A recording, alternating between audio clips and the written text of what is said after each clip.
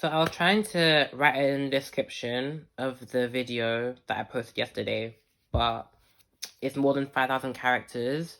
So I'm gonna just put it in a video, because, yeah. The main thing, basically, about stride patterns and continuing that I wanted to talk about, basically, was that I am continuing a lot when I'm following people, and I need to just get used to always doing full extension no matter what speed, and I have to be able to measure how much speed I need to do to match exactly the speed of the person in front while still staying at a gap, which is a reasonable distance behind the person, not too close, not too far, but maintaining that speed for the whole time, which is what I wanted to say in the description of that video, but I didn't, because it's more than 5,000 characters, so yeah. When I'm skating behind people, it is a whole thing about actually being the right, space behind them, because either I'm going too slowly and I'm, not catching up to them, and, the distance keeps getting bigger, or I'm pushing too hard, I'm going too fast to match their speed, so I'm bumping into them, or, going wide, trying not to run into them, or, just not being at a good steady amount level behind them. So I'm just thinking the distance to stay behind them is just just pretend that there's me, pretend that it's skater, and then there's me. I should be a me space behind the person in front of me. That's what I think. But what I think it is that it's continuing. I got told that was what the word was, and that's what I got told I was doing. They were skating behind me, and they were it's just very annoying. Not annoying, but didn't say annoying, but it's just very hard to follow, because the speed, my speed keeps changing, and even when I'm skating normally, keeping a constant speed is already effort, because I'm not thinking about keeping constant speed, I'm just thinking about, just doing the things. When you would skate too fast, then you would just, be a bit closer, and then everyone would also, be a bit closer as well. But then when I'd get too close, I would then slow down a bit, and then everyone else behind me would just also be, catching up, and then it'd be, a bumping effect. And that is a huge part of me skating smoothly, because I was just trying to get full extension. I was just trying to make sure every push ended with a straight leg. But in that process, I wasn't actually thinking about how much, effort I have to do, how much force I need to get out of the push each time, so that I can, match the speed of the person in front. Because I was just thinking about getting a straight leg. Now, when my leg would be going straight, when I would completely finish the push at the end of the push, it would be that I'd get a bit faster, and then when I would get faster, I would be faster, go closer, and then that would make you speed up. So then I would try and slow down, but when I would slow down, I would equate slowing down to having a bent leg at the end of the push and not fully extending my leg. So I think that it's actually important for me that whenever I skate on planet Earth, it literally has to be completely every single time finish every push with a straight leg. It doesn't matter the speed of anything. Literally, I have to have a completely straight leg every single time the push finishes, because that is the only way to get the most effective push out of each stride. So I needed to stop equating going slower with having a bent leg at the end of each push. Going slower still means to have straight legs at the end of the extensions. It just means I have to control how much of my push I'm using and how much effort I'm putting into the push, so that whatever speed it is the person in front, that I can match that speed.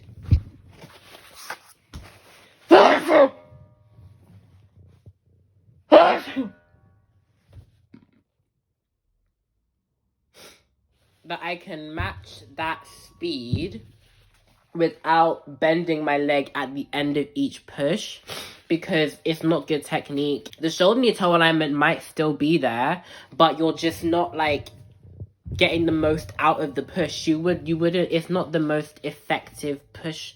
Like, it's not the most effective way to make a push.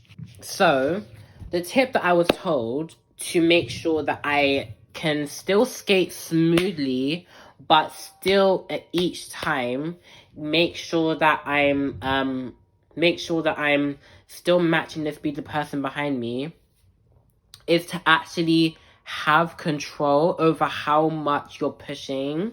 So I have to match the tempo of the person in front of me, and it doesn't matter about the speed. It doesn't matter about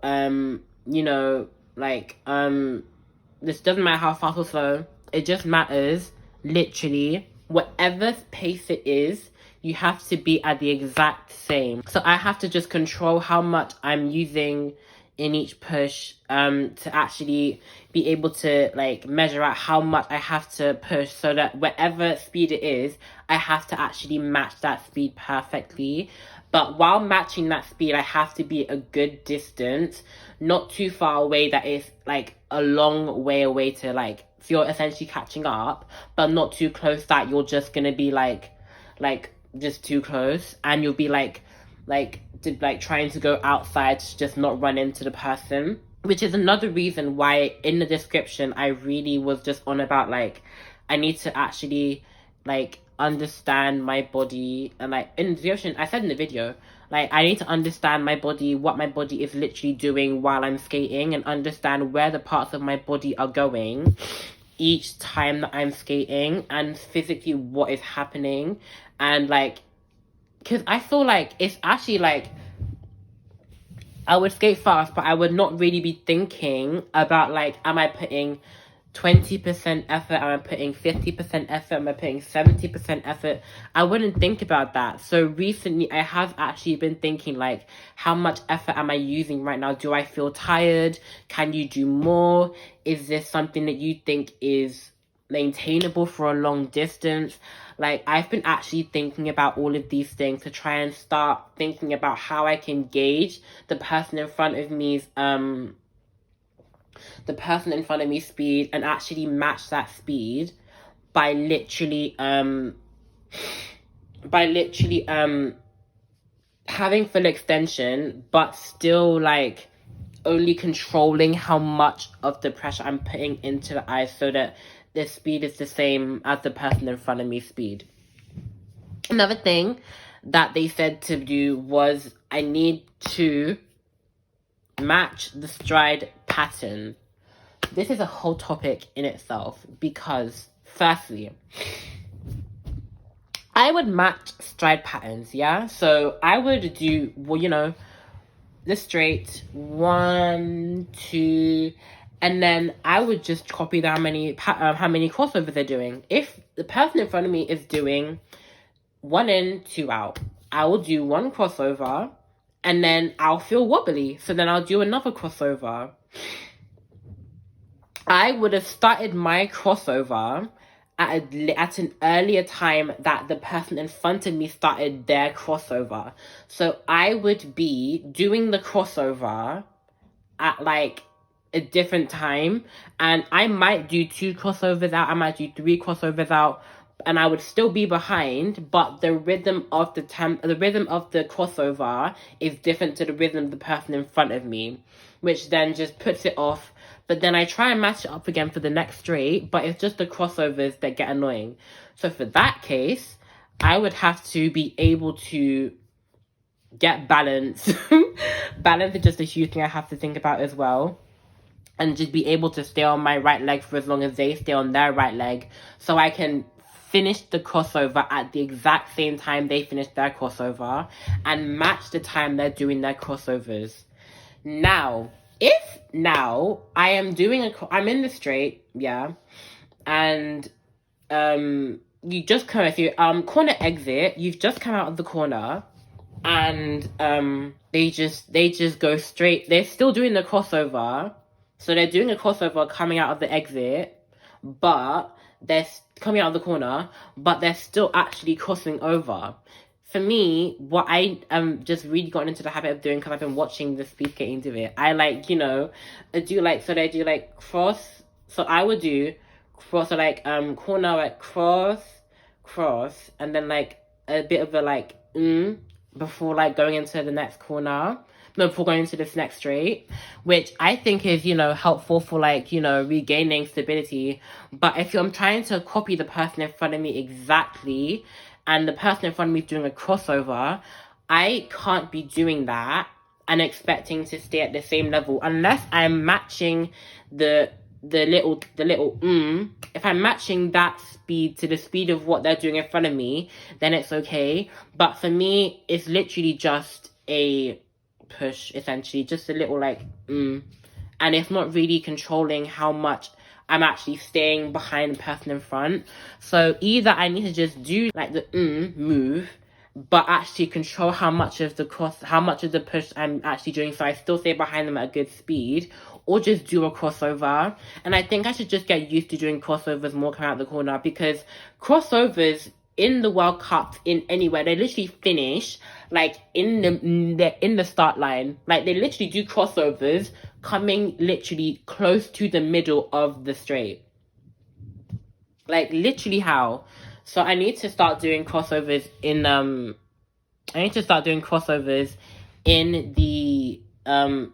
corner exit, because then it's just better. Like you have speed, and you are actually matching. If the person in front of you is doing a corner exit and is doing a crossover to the straight, then you're also going to do that, so you'll be literally matching their speed. Now, if in the corner entry you are just skating in the corner, yeah, so you're just going to come into the corner and you do right leg. If you start your crossover literally very extremely as soon as like you like get on your right leg and you do like a very fast crossover in, or you do two crossovers into the corner, I would have to copy that. So I would need to actually be able to do that very fast crossover at the corner entry, or just match my speed so that I'd be able to get to the same place that they get to by the middle of the corner and match their corner exit. But the thing with that is, I actually would need to be able to know that they're going to do that. If I don't know they're going to do a fast crossover or two fast crossovers into the corner, then I'll just be there like, oh, okay, where are you going? And I will just miss their speed. So I need to pay attention to the person in front of me to be able to see if they are going to do two crossovers going in. And I just have to be able to like just adjust my body in that way to be able to match their stride pattern no matter how fast they're going, because then they'll just get away from you. And as much as you can like catch up, you don't really want to be in a position to want to catch up. You don't really want to have to catch up. Like you just want to be behind. So it's like I just have to just pay attention and try and anticipate what they're gonna do in corner entries as well. I have like other things about like corner matching stride patterns, because it's like a whole thing that I just really think about so much. Hang on, let me just. Another thing is like with my corners, I was always skating very wide, and I have been skating very wide a lot like in the past, but I've gotten better at that, because what I've been doing is staying on my right foot longer going into the corner. So between the first and second block, I would actually like be on my right leg and then start pushing the whole time, but put my left foot down in the corner for the first time, like between the second and third block. And I've been trying to aim for that place to like put my foot down for the first time. Now the thing is, like, that's just something that I was told. I think that was what I was told to do because I was skating wide and they said to like go deep, like start the crossover deep into the corner and be at the, like, I forgot where it was specifically, but like be in the apex like by the time you like do the crossover, I think. Something about the apex and like doing a first crossover. So I've been actually doing my like first crossover longer into the corner, and that's really helped me to like stay tighter, like staying on my right leg for long going into the corner, and then actually like intentionally, it gives me more control over how much I'm gonna push in the corner, like in the corner exit as well, because then I actually can skate tighter, and it actually like helps me to like actually like just stay tighter like in the corner, and it really has helped. But the thing is, if the person in front of me isn't doing that, then I will just be like not matching their stride pattern in the corner. Because in straight, it is so much easier to match stride pattern than in corners, because you just don't know when the person's going to lift their foot up. And it's just so much easier to anticipate when in straights than in corners. So it's like, I need to just, I'm going to be doing that. Long right leg hold into the corner. I need balance first of all, but I need to also be able to like match and control the speed that I'm going at to match the speed of the person in front of me, and at least in the corner exit for the last crossover to like actually be at the same stride pattern at that time, because it really is like the main part you want to be matching in the corner exit, because then that just sets you up for the straight. Which, you know, I don't really want to stop doing the one leg into the corner because it actually really is helping me to stay tighter. But yeah, I'll just see how that happens as well. But a huge thing like in World Cups that I've been watching, yeah, stride patterns in World Cups, it's scary how good they are at matching like stride pattern immediately, like even in corners. Like, so there's like a skater, skate, and literally they're all skating the exact same time, yeah. In the corners, you know, the stride pattern is all different, but like there's usually two people that are just like matching stride pattern each time. When there's someone at the back, you know, gonna do like a huge move, sometimes the stride pattern isn't matching the whole time, but they're still behind, they're still okay. There's times where they are there's two people skating stride patterns, there's two people skating and their stride patterns are exactly the same, and they're literally like stride for stride, like boo-doo, boo-doo, like literally the exact same stride pattern. But there's also times in stride patterns where there's like someone in front skating and there is someone behind just not even following the stride pattern. Not even following the stride pattern, but they are still completely and fully like behind. Like they are a good level behind the person in front, and they are still skating as if nothing's happening. Like, oh, I screen recorded this one example. I literally forgot where it was, but like I forgot where it was. I think it was John Henry Kruger and like Stephen Dubois. I don't remember, but like there was someone skating in front. He was skating in front doing 2 out in a corner, and 1 and 2 out in the corner, and there was someone behind who was doing 1 in 1 out in the corner, but they were still together the whole time, yeah. And person in front doing 1 in, 2 out finished the first crossover earlier than the person behind, and the person behind did longer crossovers but was still behind the person in front at a good level, the good distance behind the person for the whole time.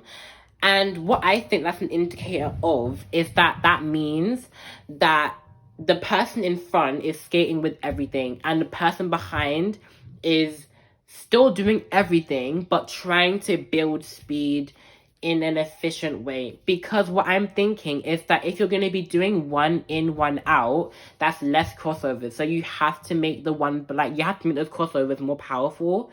So I think that, that was, the person behind was skating at a speed to match the level, but still stay behind and not like try and like overtake or anything like that. But I think that he was actually going faster than the person in front, because I even looked at the split times in those laps, and it was like the person behind was going faster than the person in front, and that just probably means that, like, you know, because you're doing one in, one out, you have to do more. You have to do, like, you have to be faster. Like, you have to, like, if you're not gonna match the tempo, you have to, like, make up for that somehow. And I guess that's just like being faster. But I mean, that probably means that that's more putting more effort in during each push in the corner. And then eventually he even did overtake, doing one in, one out behind someone doing one in, two out, and actually was overtaking the person in front. Like, this is all, like, you know, this is all what I think. But like, I think that was like putting more effort behind, but it just looks like it's putting less, but it's actually more, because you're going faster and you're doing longer crossovers and longer pushes. Because even in the straight, I think it was even in the straight that he wasn't even skating like the same stride pattern, but he was still staying behind. So I just think that's just a different thing in total. But I feel like well, no, I can't do sub 10 yet, so I don't think I should be thinking about, like, not copying the person behind me stride pattern. But, yeah,